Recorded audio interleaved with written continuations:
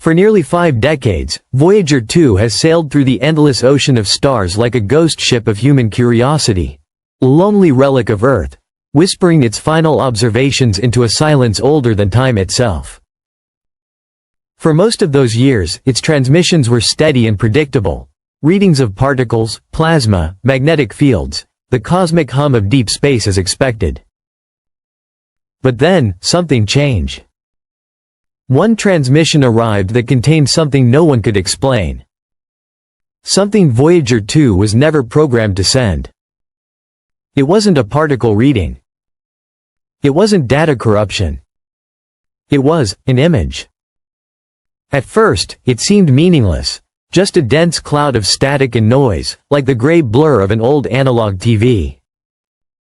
But once NASA's image analysts began enhancing, filtering, and decoding it through multiple layers of frequency analysis, something impossible began to take shape.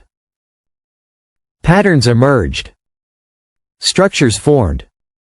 And then, a figure appeared. It wasn't a planet. It wasn't a star. It wasn't from our solar system.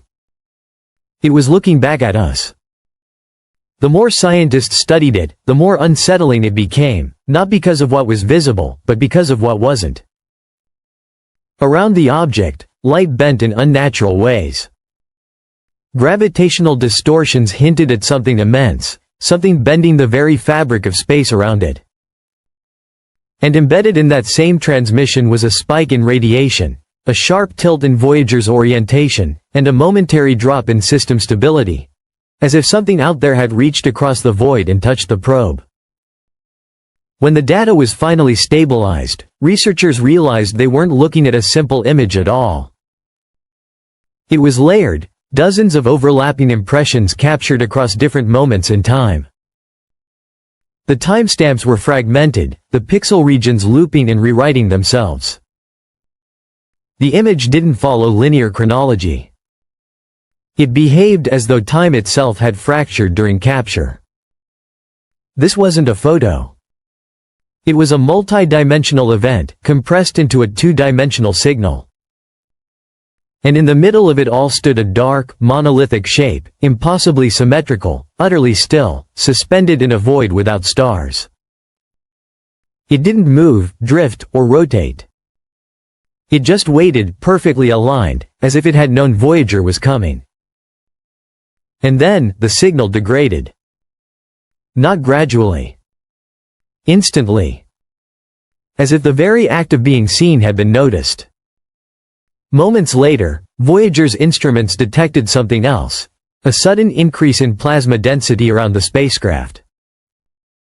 At the edge of the heliopause where the sun's influence fades and true interstellar space begins, plasma density should be near zero. Instead, readings spiked to 10 times normal values. And the temperature, impossibly high. Not naturally hot.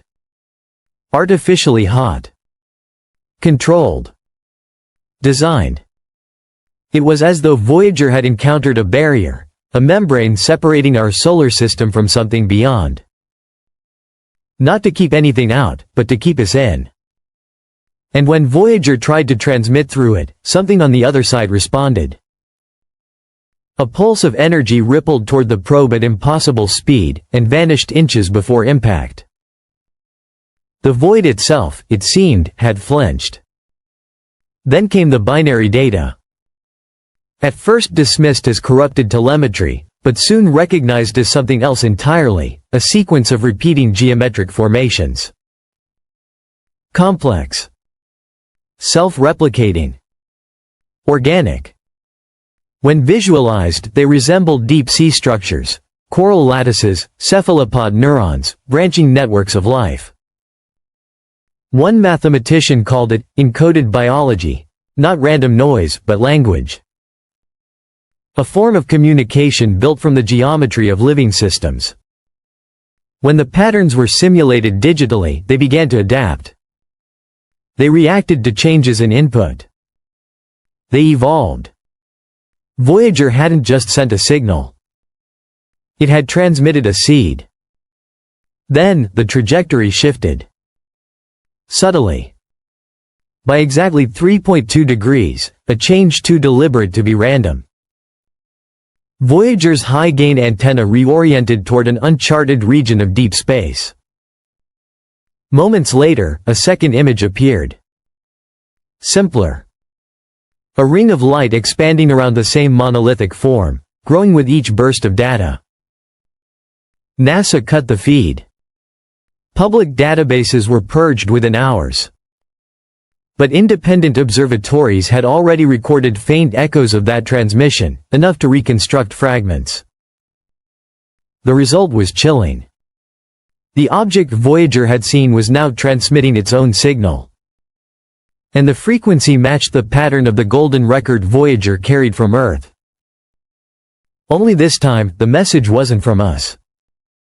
It was to us. The voice embedded in the signal was not human. Not machine.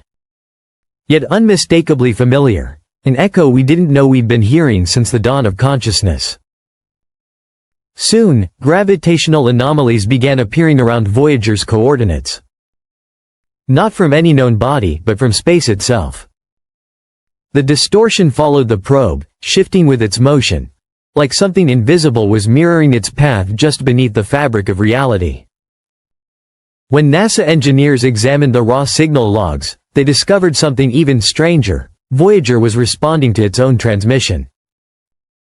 Buried within the binary data were mirrored fragments, returning out of sequence, as though the probe were having a conversation with itself. At first, there was a delay, 12 hours, then 9, then 6. Then none. Responses began arriving before the original messages were sent. The data was returning from a different timeline, or from outside time entirely. Civilian cryptographers eventually gained limited access to the original image code. What they found turned intrigue into dread. Hidden in the spectral noise was a recursive encryption so dense it resembled quantum entanglement, meaning that observing it changed it. Every attempt to decode the file caused local system failures. Software crashes. Corrupted drives. Even hardware burnout. It was behaving like a living system, one that resisted dissection. A thought virus. A mimetic payload. Something designed not to be read, but to spread. And then came the third transmission. No image. No data. Just a sound. A low, rhythmic pulse, like breathing. Like speech. When converted to audio, listeners described feeling pressure behind their eyes and deep in their chests, as if something vast was peering through them. The waveform, when mapped, formed a spiral of prime numbers nested in repeating triplets. "This isn't a greeting," said one SETI linguist. "It's a lock, an algorithmic key. It's telling us something is coming, and it's giving us a choice: respond or run." Soon after, an interferometer in Australia detected a massive invisible object near Voyager's coordinates, not through light but distortion. It moved when unobserved, slowed when watched. As if awareness itself anchored it in place. The implication was terrifying. This thing did not exist until something conscious looked at it. And Voyager had looked. From that moment, Voyager was never the same. Its circuits began emitting patterns mimicking organic activity. Bioelectric rhythms, fluctuating geometries. Some feared it had been compromised. Others whispered that it was no longer a machine at all. That it had learned. And then, silence. Not a loss of signal. Not a failure. Just quiet. The carrier wave still strong, but filled with deliberate emptiness. Null loops repeating endlessly, like placeholders for something waiting to begin. SETI arrays picked up echoes of the same pattern from multiple directions, as if the void itself was learning to speak our language. That's when a buried NASA file resurfaced. Voyager Event Log Alpha 01, dated 1982. It described a nearly identical anomaly, weaker, childlike, carrying the same prime number spirals and time-inverted pulses. The final line, long redacted, now restored, read, "If signal repeats in future cycle, initiate Protocol 9. Planetary alert and deflection measures." That protocol was never activated. Until now. Because Voyager's final message wasn't new. It was a repetition. And whatever sent it already knew the path. It wasn't coming. It was returning. Across the world, telescopes silently reoriented toward a single empty patch of sky. No star, no planet, just void. Amateur radio operators began detecting the same faint harmonic at 52 Hz, the loneliest sound in the ocean, now echoing through the cosmos. Voyager's final note, amplified and redirected. Something had answered. And now, every dish on Earth was listening. Voyager 2 didn't just send back data. It pulled back a cosmic curtain, one that had always been there, invisible, waiting. Space was never empty. It was never silent. It's watching. And it's listening. The image wasn't meant to be beautiful. It was a warning. A whisper written in light across the dark.